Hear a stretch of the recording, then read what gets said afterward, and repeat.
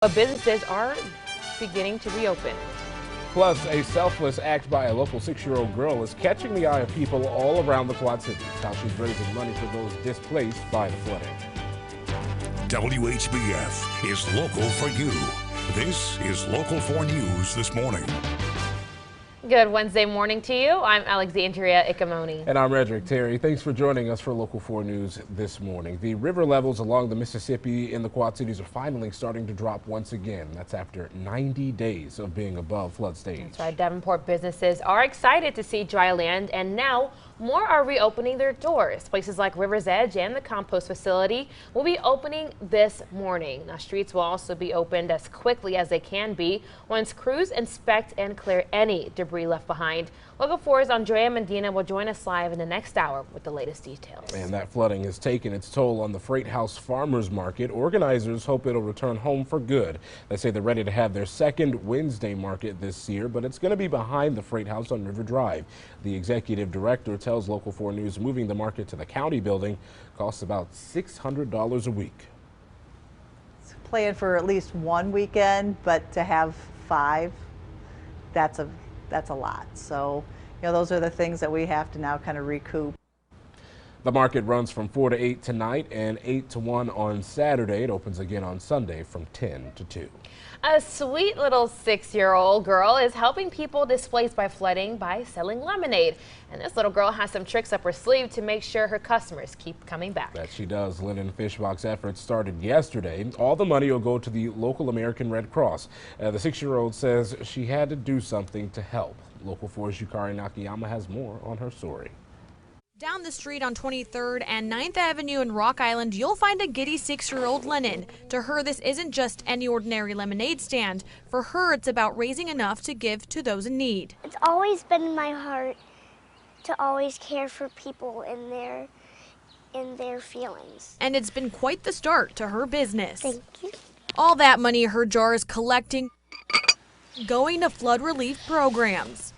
I just wanted to do this to make people feel happy and to get them just to get going again. When business slowed down, the kindergartner took matters into her own hands, going neighbor to neighbor to offer her sweet drink. Come to my lemonade stand. And when that didn't work out, she pulled out other tricks she had up her sleeve. Her secret weapon, her dad's guitar.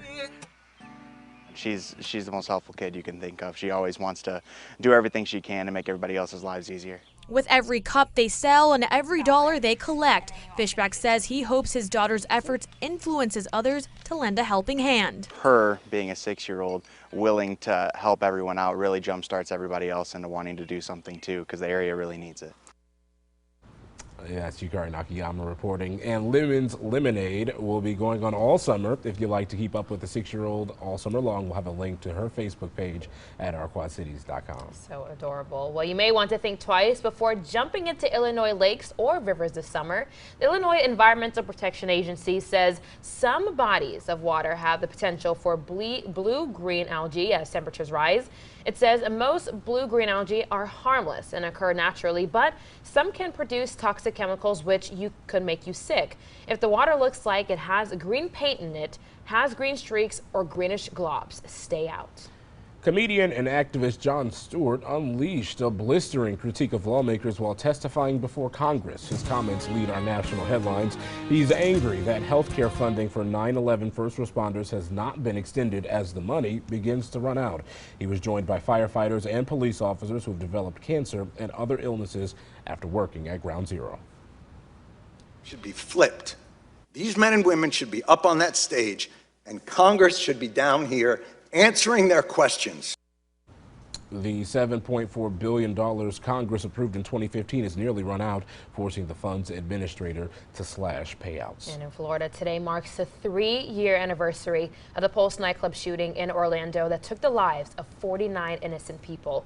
Omar Mateen, a 29-year-old security guard, opened fire on a gay nightclub, taking their lives and wounding so many others. The tragedy shook the nation as one of the deadliest U.S. mass shootings in modern history. The helicopter pilot that crashed on top of a high-rise building in Manhattan should not have been flying in limited visibility. The FAA says Tim McCormack was only certified to fly when conditions were clear.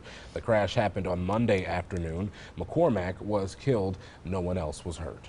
Back home, if you live in Moline and had your power go out yesterday, we now know what caused it. Here's video from the Moline Police Department's Facebook page. If you look to the center of the screen, you can see a tree branch fall and then a large flash of light.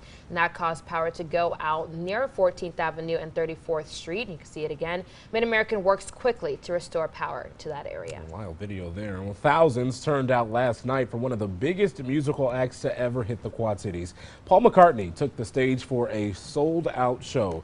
Two Rock Island County Sheriff's deputies and two Moline police officers helped keep traffic moving, but fans were not complaining.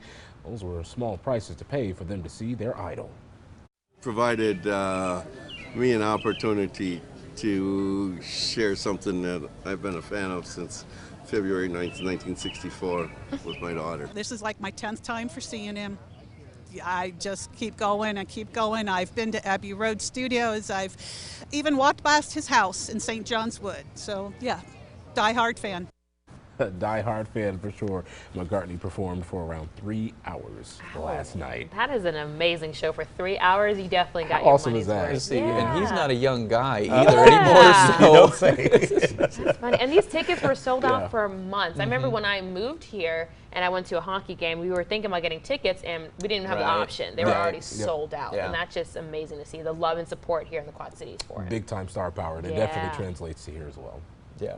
100%. Speaking of that, one of the reasons why I'm here today, That's true. Somebody's not here this morning. Very, very true. Yep. Somebody was there last night. Yeah, good time for everybody involved. It's okay, I have to call them out. Today, though, we do have some rain showers that are going to be arriving later on. Notice how there's not really any sunlight on that camera shot there behind the temperatures. The sun is up, but we got clouds in the way here in the Quad Cities. No rain just yet. Temperatures in the middle 60s. There's the rain on the radar picture off to our west, stretching down from Dubuque through parts of Cedar, Jones County, west to Muscatine, and then even down just a little shower in parts of Henderson County, just off to the east of Burlington this morning. Now, we will have kind of scattered showers through much of the day. Some thunderstorms will develop later on this afternoon that could drop a few heavy downpours on some people later on, and then everything comes to an end late this evening, and then we'll be back to dry time through the overnight hours. Temperatures, though, will be on the cool side today. Highs only in the upper 60s. That's